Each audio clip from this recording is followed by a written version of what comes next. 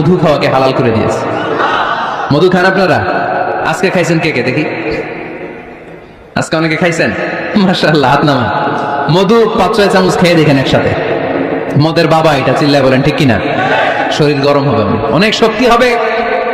মধুর মধ্যে আছে ফ্রুকটোজ, কি আছে? ফলের মধ্যে আছে সুক্রোজ, আর চিনিতে আছে গ্লুকোজ।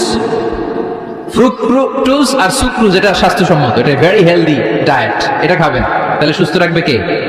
তাহলে সুক্রোজ খাবো, ফ্রুকটোজ খাবো, আর গ্লুকোজ কমাই দিবে। রাজি আছেন তো?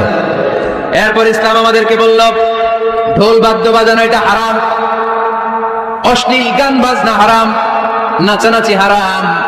আমরা বললাম আল্লাহ, বিনোদনের একটা মাধ্যম তো আমাদের লাগবে। ইসলাম বলল ইসলামী নাশিদ যদি তুমি গাও সেটা হালাল। ঢোল হারাম, কিন্তু তার বিপরীতে দফকে হালাল করেছে কে? ঢোলের দুই দিকে আটকানো, এটা বাজালে নেফাকি তৈরি হয়, ধাম ধাম আওয়াজ তৈরি হয়, এমন বিট তৈরি হয়, ডান্স দিতে মনে চায়। আছে না নাই?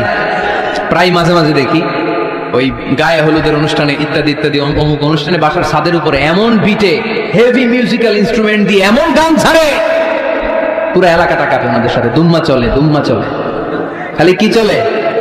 দুম্মা চলে। খেয়াল করছেন? আপনার কাছে যদি বাজায় এই টেবিলটা কাঁপবে, সাথে সাথে আপনার শরীরও কাঁপবে, আপনাকে ক্রেজি বানাবে। ইসলাম বলেছে না, যেটা তোমাকে ক্রেজি বানায়, যেটা তোমাকে অস্থির বানায়, যেটা তোমাকে অশ্লীল বানায়, ওটাকে হারাম করেছে কে? কিন্তু তার বিপরীতে সুস্থ বিনোদন আমাদের জন্য হালাল করে দিয়েছে কে? ঢোল বাজানো হারাম,